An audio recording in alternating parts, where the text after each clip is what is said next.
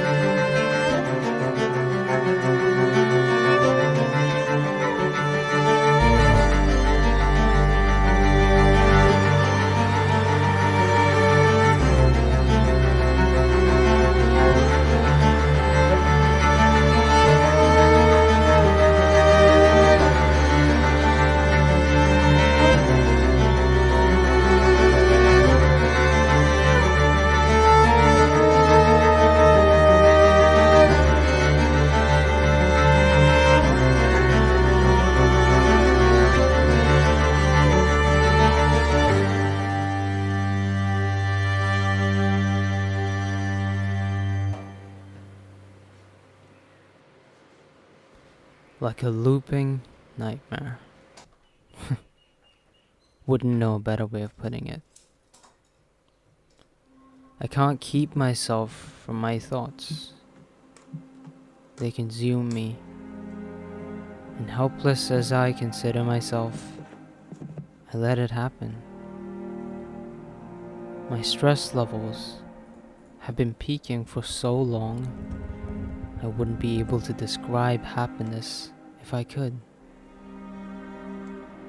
When you're left with a brain that won't shut up, in a world where peace and calm is more fragmented than a toddler's thought chain, you tend to forget positive emotions. My unfaltering desire to not get used to this situation puts me on the brink of losing my sanity. But it feels important.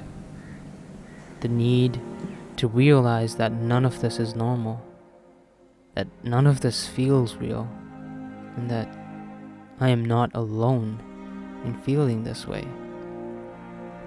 The need to belong to something is more important now than it has ever been. But in being part of something and experiencing that sensation, is it really worth it in this nuanced virtual world? All I see are two-dimensional humanoid figures, and any physical interactions I've had with some of these people begins to feel more and more like a figment of my imagination. Pets can be therapeutic. Their innocent obliviousness to what is unraveling around us is a thought that helps me calm my nerves. I stand corrected in my saying that virtual social interaction is moot, because it isn't. It's always better to have something rather than nothing. In fact, the more I look at it, the more I realize just how significant this is. Beyond these islands of social norms and unresolved societal stigmas emerging as a result of current circumstances, there is the dangerous tendency to forget what journey one has set out for. But one thing is for sure, from failed job applications to butchered relationships, things have always been chaotic. It's just that confinement has become an uninvited catalyst in self-detriment. And in taking a bow, one does but wonder with the question, is it really worth being home if all you can think of is moving away?